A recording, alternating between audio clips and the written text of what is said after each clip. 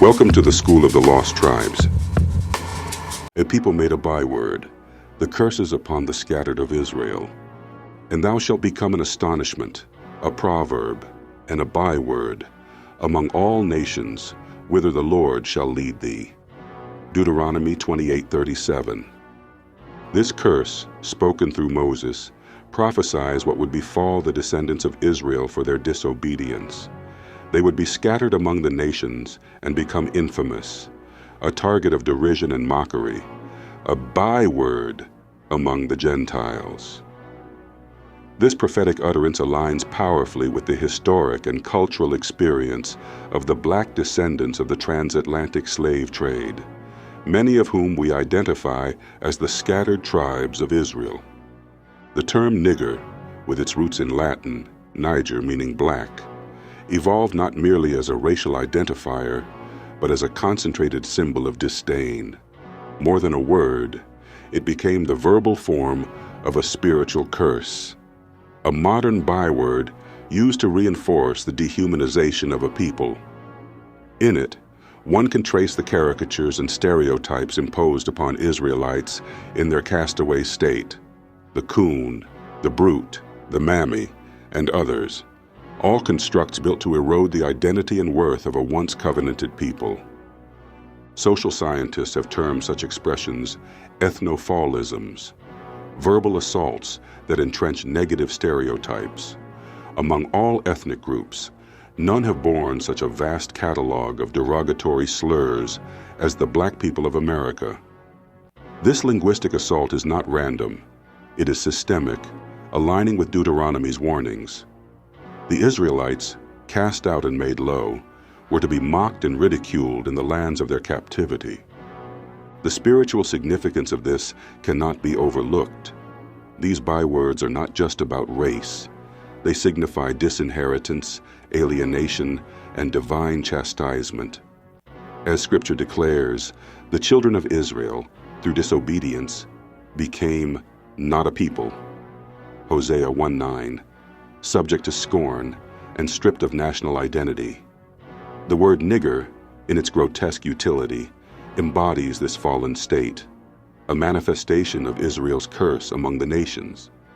Moreover, the use of this word among black communities today, even as a term of endearment, is a tragic internalization of the curse. It reflects not healing, but a deeper wound, a subconscious acceptance of the slave identity imposed upon them.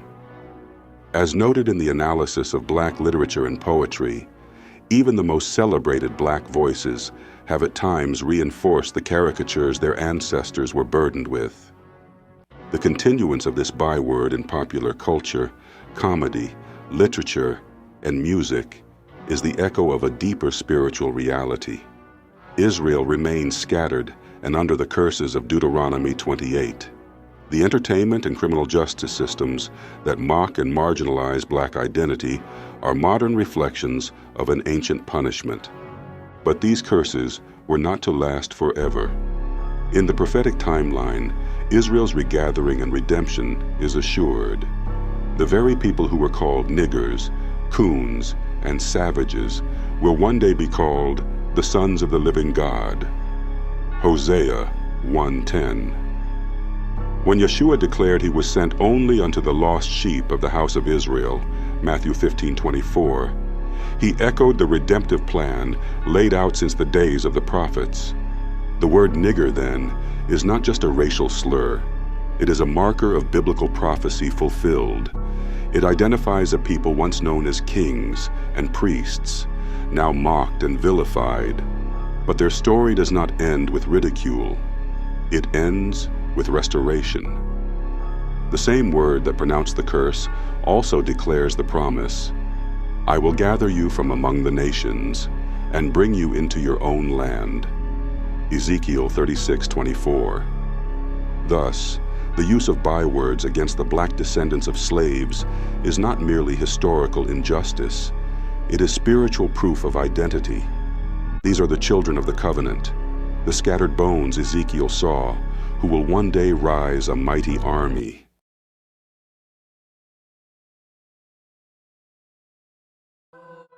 the false witness of Karen, an Edomite tool of white supremacy.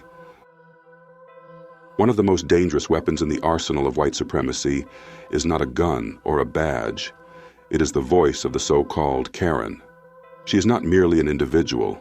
She is a spirit, a recurring figure in the long history of racial injustice. A modern Edomite woman, cloaked in fragility, yet armed with centuries of systemic power. Her words have moved mobs, swayed juries, and summoned death. From the plantation fields to city sidewalks, her lies have cost Black, Israelite men their lives. She sees a young brother, Elijah, sitting peacefully in a public park. He's scrolling through his phone, minding his own business. But to her, his very existence is a threat. She calls the police with trembling, exaggerated breath. "He looks suspicious. I think he has a weapon." When the officers arrive, they come not with questions, but with aggression. Guns drawn, commands shouted, and within moments, Elijah is pinned, choked, cuffed. His crime? Sitting while Black. And her lie? It nearly cost him his life. "Thou shalt not bear false witness against thy neighbor." The scriptures command truth as sacred. But Karen's false witness doesn't just break commandments. It unleashes the state's violence upon the innocent. Her lips are as deadly as a sword. Lying lips are an abomination to the Lord, but they that deal truly are his delight. Yet society often rewards her. Her lies are believed before the truth of an Israelite's experience is even heard. Her tears draw sympathy while his pleas are ignored. These 6 things doth the Lord hate. Yea, 7 are an abomination unto him: a proud look, a lying tongue, and hands that shed innocent blood. She walks free, but Elijah bears the trauma, the bruises, the scars. Sometimes the cost is even higher. Some brothers never make it home. We have seen it too many times, on sidewalks, traffic stops, and doorsteps. False accusations, followed by fatal force. An heart that deviseth wicked imaginations, feet that be swift in running to mischief, a false witness that speaketh lies. This isn't just racism, it's spiritual warfare. The father of lies speaks through her. Ye are of your father the devil. When he speaketh a lie, he speaketh of his own, for he is a liar and the father of it. Her accusations are born not of truth, but of wicked imagination, fueled by bias and emboldened by privilege. And when law enforcement acts on her lies, they become accomplices to her deceit. Lie not one to another, seeing that ye have put off the old man with his deeds. Yet her lie is often celebrated, or at best ignored. But judgment is coming. The Most High sees. He hears the cries of his people and will not forget. He that worketh deceit shall not dwell within my house. He that telleth lies shall not tarry in my sight. The end for all liars, unrepentant and proud, is clear. All liars shall have their part in the lake which burneth with fire and brimstone, which is the second death. Whosoever loveth and maketh a lie. This is more than a societal crisis. It is a spiritual indictment. The modern Karen, when she lies against an Israelite man, does more than twist the truth. She partners with the adversary himself. But the Most High has declared that no lie will stand forever. So we lift our voices not just in protest, but in prophetic warning. Let the righteous speak truth.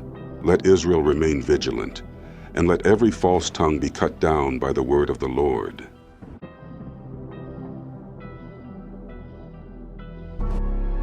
The lynching of Emmett Till, the price of a lie. Emmett Louis Till was only 14 years old when he was murdered, abducted, tortured, and lynched in Mississippi in 1955. A child from Chicago, Emmett had traveled to the Deep South, unaware of the brutal, racial codes that govern black life under white supremacy. Raised in the relatively freer North, he did not understand the unwritten laws of survival for a young Israelite boy in Jim Crow, Mississippi.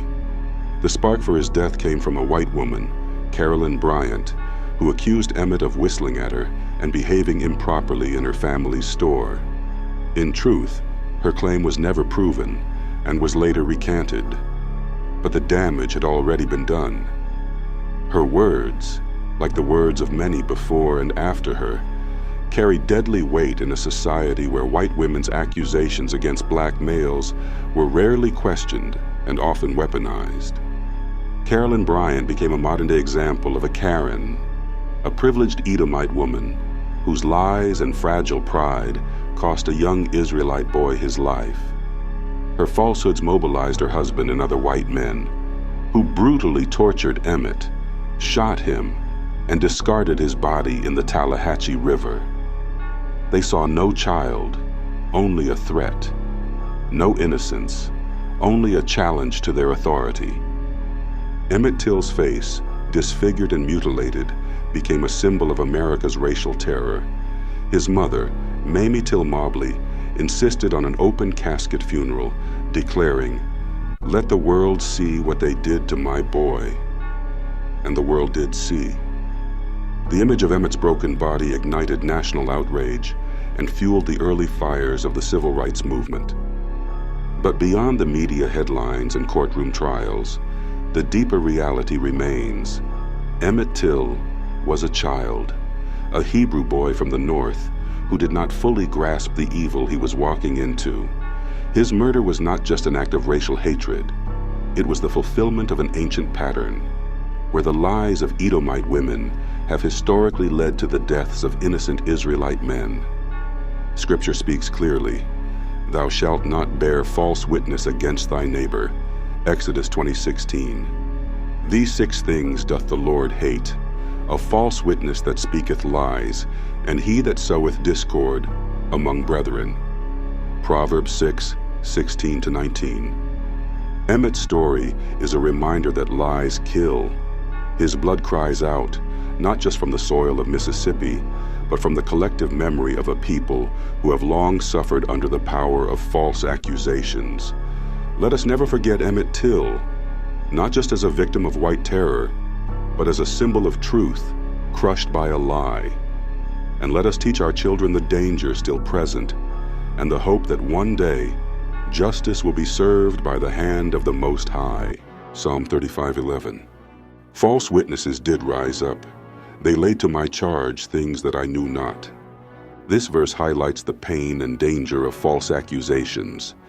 The psalmist, speaking on behalf of the righteous and by extension Israel, notes how lying witnesses arise to cause harm. Historically, such lies have been used to falsely imprison or kill innocent Israelite men.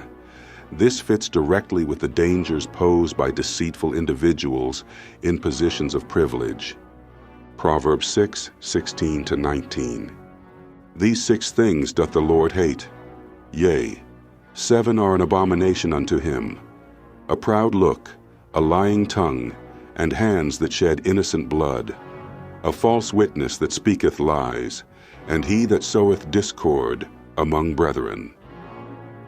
This list includes the very traits associated with manipulative accusers: pride, lies, and the shedding of innocent blood. These qualities are identified as abominable before the Most High. The historical actions of such women who lied to authorities and got Israelite men punished or killed are directly condemned in this passage. Deuteronomy 19:16-19. If a false witness rise up against any man to testify against him that which is wrong, then shall ye do unto him as he had thought to have done unto his brother, so shalt thou put the evil away from among you. This law was given specifically to Israel. It shows that false witnesses were to be punished severely, as their lies could destroy lives. It's a judgment against individuals whose deceit leads to harm, a very real warning against the Karen-like figure who uses lies to bring down the innocent. Isaiah 10:1-2. Woe unto them that decree unrighteous decrees, and that write grievousness which they have prescribed, to turn aside the needy from judgment, and to take away the right from the poor of my people. This prophecy speaks to systemic injustice against the Israelites, how unrighteous power and legal manipulation are used to harm the poor and needy of my people, which is always Israel in context. The kind of systemic abuse enabled by false accusations fits into this rebuke. Lamentations 3:59-60. O Lord, thou hast seen my wrong. Judge thou my cause. Thou hast seen all their vengeance and all their imaginations against me. This cry from the exiled Israelites reveals their suffering at the hands of oppressors who falsely imagined evil against them. It again speaks to the power of lies and imagined wrongdoing, used historically to abuse, imprison, or execute innocent Israelites. The Irish actor has been a top box office draw for years. His latest action-adventure movie is called Cold Pursuit. And it was during the press junket for Cold Pursuit, he did an interview with a writer for The Independent, a major newspaper in the UK. The writer clearly had a tape recorder. Liam knew he was being interviewed. This is the typical part and parcel of what's involved in promoting a movie. Except this isn't typical. Liam brought up the topic of revenge, and he shared a real-life experience from decades ago when a female friend of his was the victim of a brutal sexual assault, a rape. And Neeson wanted his own taste of revenge, and he wanted to strike back in a particular way. She told me she had been raped, but she handled the situation of the rape in the most extraordinary way. But my immediate reaction was, I asked, did she know who it was? No. What color were they? She said it was a black person. I went up and down areas with a cosh, hoping I'd be approached by somebody. I'm ashamed to say that. And I did it for maybe a week, hoping some black would come out of a pub and have a go at me about something, so that I could kill him. Deuteronomy 28:37. And thou shalt become an astonishment, a proverb, and a byword among all nations whither the Lord shall lead thee. Explanation. This verse is part of the curses listed in Deuteronomy 28 that would befall the Israelites if they disobeyed the covenant. The astonishment, proverb, and byword signify public disgrace and ridicule. These terms reflect how scattered Israelites would be mocked and stereotyped among the nations where they were dispersed. The application to people labeled black stems from the observation that descendants of the transatlantic slave trade, many of whom are believed to be from the lost tribes of Israel, have endured global ridicule, dehumanization, and social stereotypes. The term black has been weaponized into negative connotations.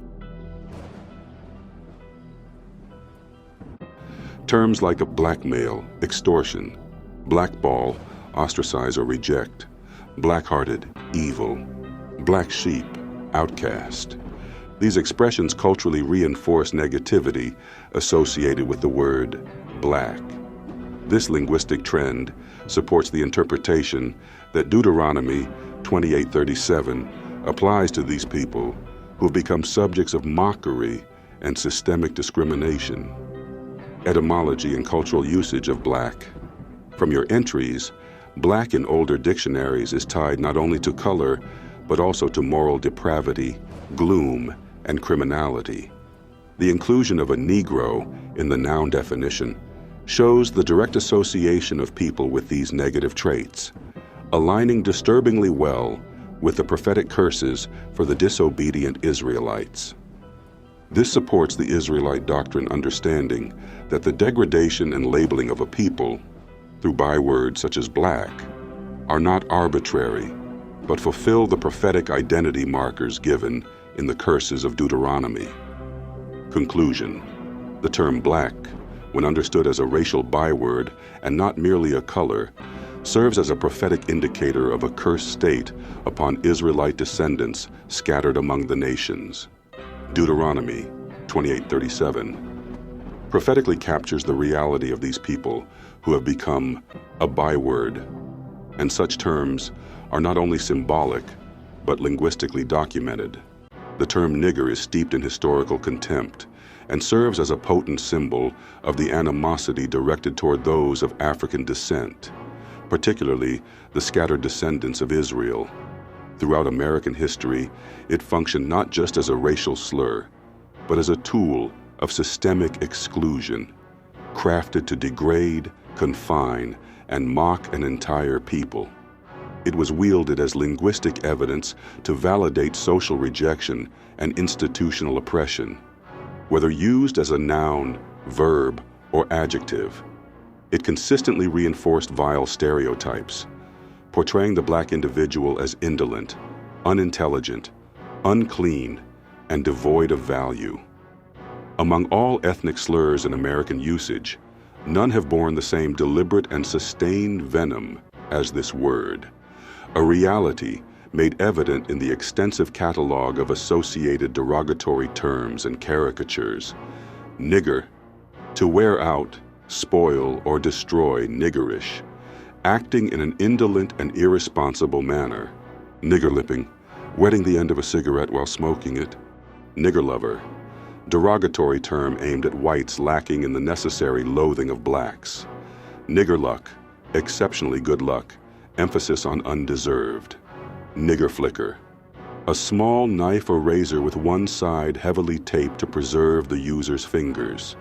Nigger heaven, a designated place, usually the balcony, where blacks were forced to sit, for example, in an integrated movie theater or church. Nigger knocker, axe handle or weapon made from an axe handle. Nigger rich, deeply in debt but ostentatious. Nigger shooter, point, a slingshot. Nigger steak, a slice of liver or a cheap piece of meat. Nigger stick, police officer's baton. Nigger tip, leaving a small tip or no tip in a restaurant. Nigger in the woodpile. N, a concealed motive or unknown factor affecting a situation in an adverse way. Nigger work, demeaning, menial tasks. Roget's Thesaurus of English Words and Phrases. 1933 vintage hardcover. Negro colored person, black, blackamoor, the image of God, cut in ebony.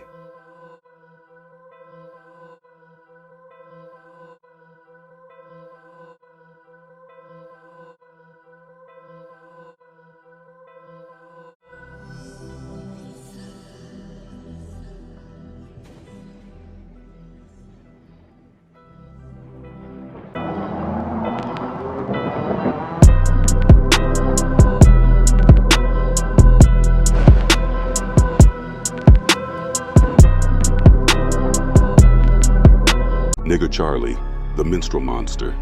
In a town scorched by the hatred of history, where the soil was soaked with the sweat and blood of blackbacks, there lived a man the world tried to erase. His name was Charles Freeman, a name chosen for irony because he was never free. From the moment he drew breath, the world reminded him that he was less. In the schools, in the streets, in the way white eyes looked through him like glass. Every boy, every sneer, every mocking laugh carved into his soul until there was nothing left but rage. Charles had nothing, no job, no future, no name that carried weight, just his skin, black as obsidian and hated like a curse. The last straw came when they strung up his younger brother for a crime he didn't commit. The mob didn't care. The law didn't care. They left his body to swing like a flag of terror. That night, Charles didn't cry. He didn't scream. He laughed, a low, broken chuckle that cracked open something deep inside him. That's when he made the oath. If I can't live as a man, then I'll haunt you as a monster. He went down into the ruins of an abandoned theater, a place where the minstrel shows once played, where black-faced demons danced and grinned while white folks howled in laughter. He found an old costume there, a ragged tuxedo, oversized gloves, and a cracked porcelain mask painted with a monstrous smile. He put it on, and something woke up. He was no longer Charles Freeman. He was Nigger Charlie. He painted his face blacker than night, lips wide and red in twisted mockery. He sewed hatred into every step, revenge into every seam. He would be their nightmare, their guilt come alive, their shame with a blade. The first to die was a sheriff who framed his brother. Charlie dragged him into the swamp, left his white hood stuffed in his mouth. Next came the banker who redlined his neighborhood, found hanging from a lamppost, a minstrel doll pinned to his chest. Then the preacher who called black skin, cursed, his pulpit burned, body missing, the words, tap, tap, tap, scratched into the walls. White supremacy had a new boogeyman. Just like Jason Voorhees, Charlie didn't talk. He danced, a tap rhythm that echoed death. They said when you heard those taps in the night, you had only seconds before the blackness came for you. And he didn't stop with the guilty. He came for the silent, the smug, the smirking onlookers, the ones who laughed, the ones who didn't care. They called him every name, beast, bastard, black devil, but the one that stuck, the one they whispered trembling in their homes, the black bastard. He wore their slurs like armor. Charlie never stopped. He became legend. He became fear.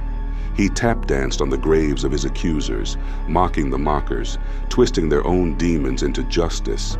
In every shadow, every quiet street, in every southern town that once dared to laugh at minstrel shows, they feared to hear that rhythmic sound. Tap, tap, tap.